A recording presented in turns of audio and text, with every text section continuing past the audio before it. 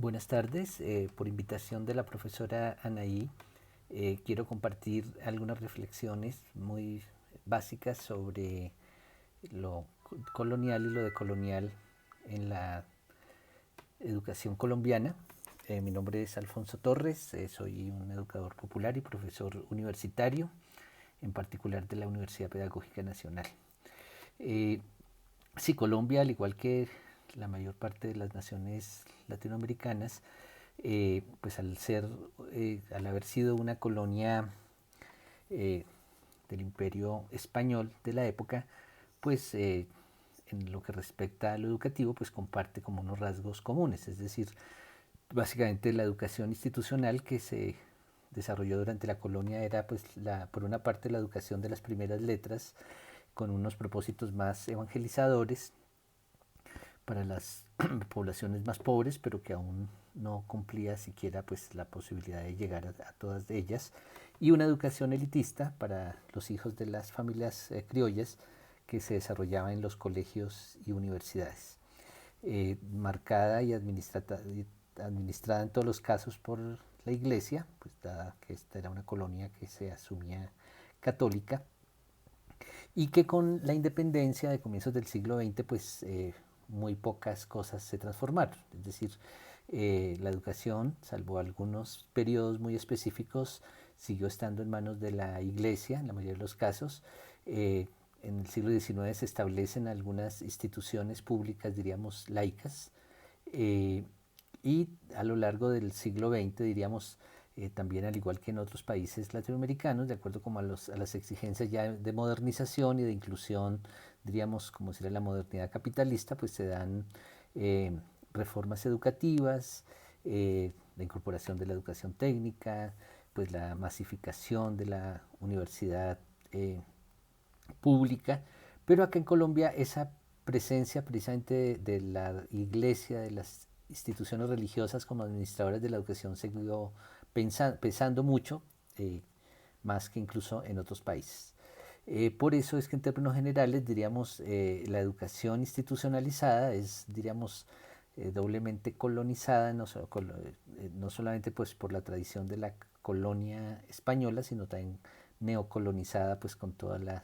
ideología y con toda la influencia, diríamos, europea y norteamericana. Por eso es que las experiencias que podríamos leer en clave de colonial, pues no han sido tanto las que se han hecho desde el campo escolar formalizado, sino las que han agenciado eh, movimientos y organizaciones de pueblos que han precisamente construido proyectos pedagógicos propios. Que en el caso de Colombia esto ha sido básicamente obra de los pueblos indígenas y de los pueblos afro. Colombia cuenta de tomos con una población indígena distribuida en todo el país, más o menos diríamos un 10%, y una población afro que sí representaría por lo menos un 20% según los criterios censales. Estos pueblos que pues tuvieron un sometimiento tanto durante la colonia como durante el periodo republicano, en los años 70, en particular en un departamento que se llama el Cauca, donde hay una larga tradición de luchas sociales, en la década de los 70 del siglo pasado se crea allí el Consejo Regional Indígena del Cauca, que va a agrupar a el, los pueblos indígenas Nasa, Misak y otros que hay en este departamento. Y ellos, una de sus primeras tareas, además de la recuperación de la tierra, de la cultura, fue el de tener una educación propia. Inicialmente diríamos, fue orientada desde la perspectiva, diríamos, que se llamaba etnoeducativa, que básicamente pues reconocía como estas diferencias culturales y la necesidad de una educación, diríamos, apropiada a esa singularidad cultural. Pero esta educación propia, diríamos, en manos de los pueblos indígenas fue ganando, diríamos, unos niveles, diríamos, de mayor autonomía, de mayor criticidad, en la medida en que se volvió importante, por ejemplo, para ellos desde un comienzo, desde muy iniciado el proceso, de formar maestros indígenas desde su propia cosmovisión, desde sus propias, diríamos, principios y acuerdos del movimiento indígena. Y es así como en la actualidad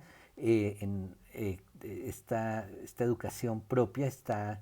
rigiendo en muchas regiones, ya no solamente del departamento, sino del país, de manos de estos pueblos indígenas organizados. Algo similar sucede con los pueblos afro, que han tenido, diríamos, un proceso de organización, diríamos, más reciente, a pesar de ser cuantitativamente mayor la población, y entonces han logrado, por ejemplo, desde los años 90 que se instaurara una llamada cátedra afrocolombiana, diríamos, se supone que obligatoria en todo el país, pero diríamos, más allá de esa cuestión normativa legal, en aquellos territorios donde tienen una organización más fuerte, también han impulsado proyectos escolares, pero también no escolares, culturales, eh, para afirmar su identidad. Como en el caso del Valle del Patía, en el Cauca también, hay unos procesos muy interesantes de rescate de sus tradiciones dancísticas, musicales, eh, deportivas propias incluso, que pues son como un referente muy importante en esta perspectiva, diríamos, que llamaríamos nosotros de colonial, que ellos no utilizan esa categoría, que ustedes saben que también es muy de este siglo XXI, que se ha ido posicionando, pero también la categoría más fuerte es la educación propia, que básicamente obedece a los principios y referentes culturales propios y a un proyecto, digamos, político autónomo de fortalecimiento del movimiento y la organización indígena. Entonces, esto es lo que quería compartir con ustedes.